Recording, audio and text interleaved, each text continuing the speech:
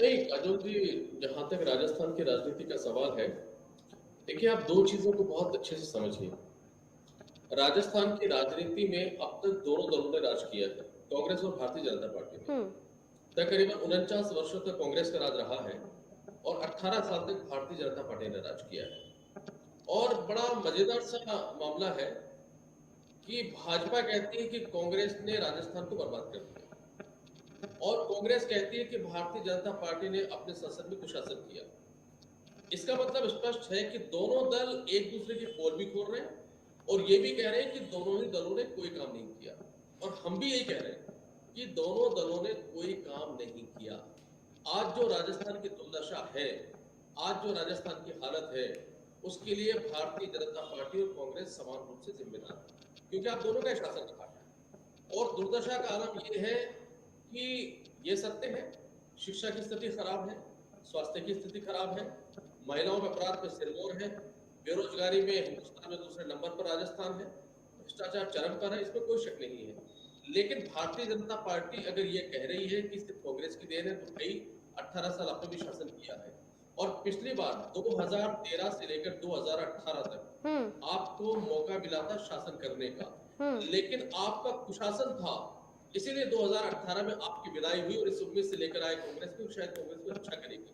राजस्थान की राजनीति में चूंकि कोई विकल्प था नहीं अभी तक, इसलिए जनता के पास कोई उपाय नहीं था। वो एक बार कांग्रेस को टेस्ट करती, फिर उनको सजा देती, फिर भाजपा को लेकर आती, भाजपा कुशासन लेके आती, उनको सजा देती, कांग्रेस को लेकर आती।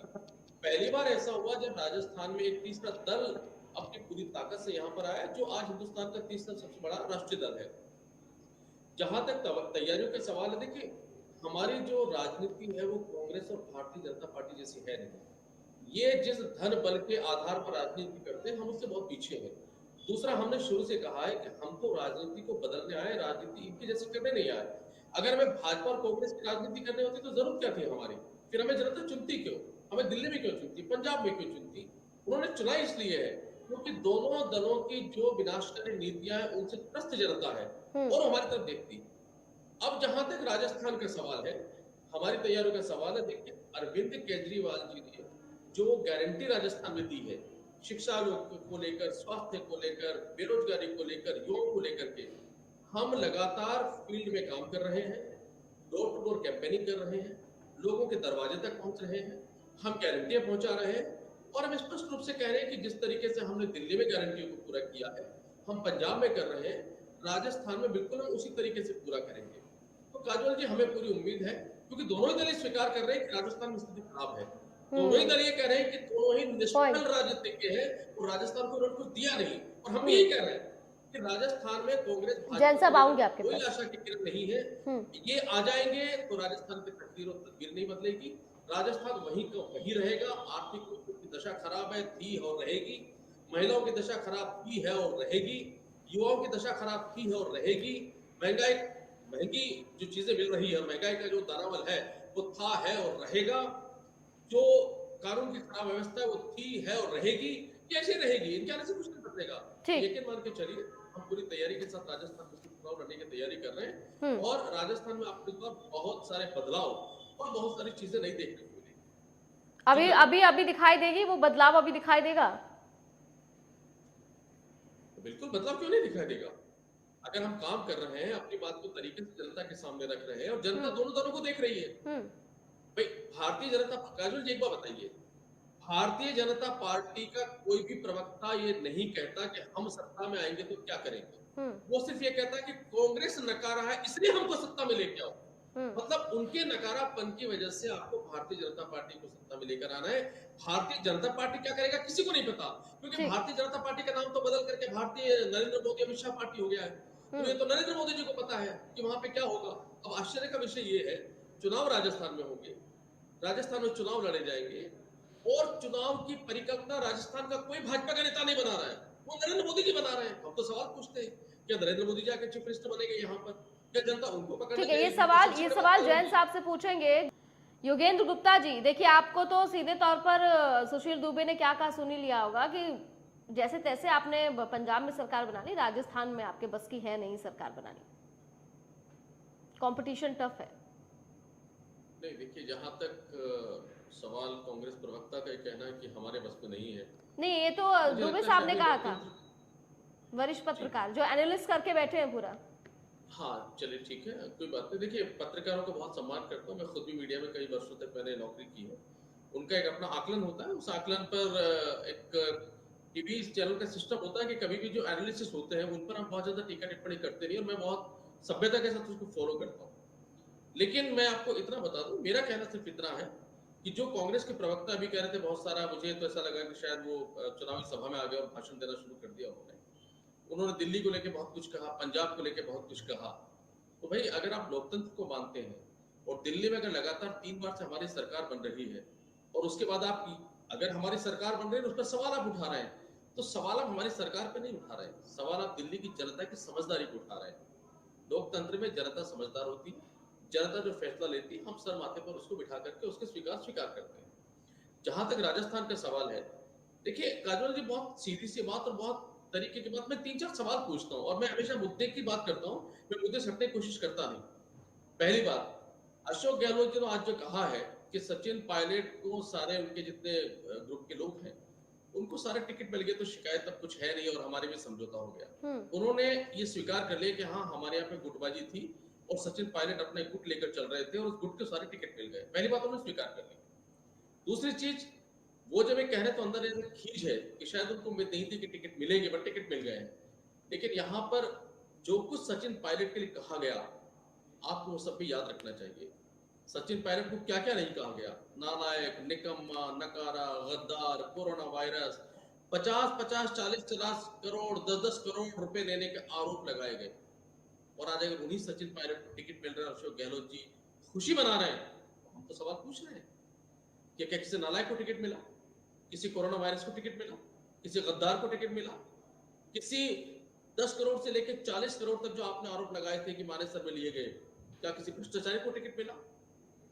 ये जवाब आपको देना पड़ेगा, ये सारे जवाब आपको देने पड़ेंगे। तो हम्म। इसलिए कांग्रेस का जहां तक सवाल है, दूसरी चीज और, देखिए राजस्थान में हुआ क्या कि सचिन पायलट और अशोक गहलोत की लड़ाई में पूरे 4 वर्ष बर्बाद हो गए। अशोक गहलोत जी का एकमात्र ध्येय था कि किसी भी तरीके से मेरी सीट नहीं जानी चाहिए और सचिन पायलट का ध्येय था कि किसी भी तरीके से मुझे मुख्यमंत्री पद की कुर्सी मिलनी चाहिए। 4 वर्ष बाद उनको अचानक भान आया कि अच्छा, मुझे जनता के लिए भी कुछ करना चाहिए और उसके बाद उन्होंने दिल्ली मॉडल की भोंडी नकल करते हुए दिल्ली मॉडल के जो काम थे उनको लॉन्च किया। आप दिल्ली मॉडल उठा लीजिए, सारे दिल्ली मॉडल की जो है वो नकल वहां पर है और नकल इतनी खराब नकल है, इतनी हम्म। खराब नकल है कि लोग अब उनको नकली केजरीवाल बोलते हैं और इसलिए बार बार कह रहे हैं कि असल के सामने नकल कभी चलती नहीं है। अगर नकल असल से भारी होती तो फिल्मों में जितने एक्टर होते हैं ना, उन सबके डुप्लीकेट काम करते हैं, फिर उनके सारी फिल्में सुपरहिट होती है और करोड़ों रुपए लेकर के फिल्मी एक्टरों को फिल्म नहीं मिलती। तो राजस्थान की जनता सारी बात समझ रही है। हम्म। जहां तक देखिए भाजपा का सवाल है, तो भाजपा मुझे समझ में नहीं आता किस मुंह से बात करती है। क्यों? कि जैसे आप महिलाओं की बात करते हैं तो फिर आपको मणिपुर की तरफ जाना चाहिए। ये मणिपुर का मैं नहीं लेंगे, बाकी सारा गिना देंगे। दलित और आदिवासी की जब बात करते हैं तो मैं पूछता हूँ कि भाई आप ही के मध्य प्रदेश के अंदर वहां पर दलित के ऊपर पेशाब किया गया था, उसकी बात नहीं करेंगे। पेपर लीक नहीं होना चाहिए, वो तो भविष्य बिल्कुल गर्त पे चला गया राजस्थान के अंदर। लेकिन भाजपा किस मुंह से बात करती है? अरे भाई, आपके एमपी में व्यापक घोटाला हुआ है, हिंदुस्तान का सबसे बड़ा घोटाला, और कितने पेपर लीक हुए उसकी बात नहीं करेंगे। तो हम बार बार यही कह रहे हैं कि राजस्थान की तकदीर और तदबीर को ये दोनों नहीं बदल सकते। ये जब एक उंगली दूसरे पर उठाते हैं तो 4 उंगली खुद पर उठाते हैं। इसलिए राजस्थान के तकदीर और तदबीर को बदलने के लिए अब आम आदमी पार्टी को ही लाना होगा। ठीक। और अंडर करंट एक चलता है, ठीक है। देखिए ये यात्राएं निकाल रहे हैं, 50-100 रथ लेके जा रहे हैं, धनबल का, भुजबल का, पैसे का एक करोड़, क्योंकि गाथा बनी है उसको वो करना। लेकिन अगर उससे ही अगर सरकारें आती तो भाई कर्नाटक में भारतीय जनता पार्टी ने जबरदस्त धनबल का प्रदर्शन किया था, क्या हुआ? हिमाचल में किया था, क्या हुआ? जनता को, मैं दोनों दलों को कह रहा हूं, जनता को बेवकूफ समझना बंद करिए। जनता समझदार है, वो जानती है, वो आपके कर्मों को पहचानती है। हमें राजस्थान की जनता पर पूरा भरोसा है कि वो इन दोनों दलों के कामों का आकलन करेगी, हमारे दिल्ली पंजाब के कामों का आकलन करेगी और उसके पश्चात सही फैसला करते हुए राजस्थान में हमारी सरकार बनाने के लिए वोट करेगी। गुप्ता जी। मैं बिल्कुल इनकी जो कांग्रेस प्रवक्ता उनकी सटीक बात का जवाब देता हूं। नंबर 1, जल्दी से सर, समय कम है मेरे पास। बिल्कुल, मैं बहुत बहुत संक्षेप में बोलता हूँ। हमने जनता के किसी फैसले पर सवाल नहीं उठाया। कांग्रेस की सरकार बनी, हमने ये कभी कब कहा कि जनता ने गलत चुना?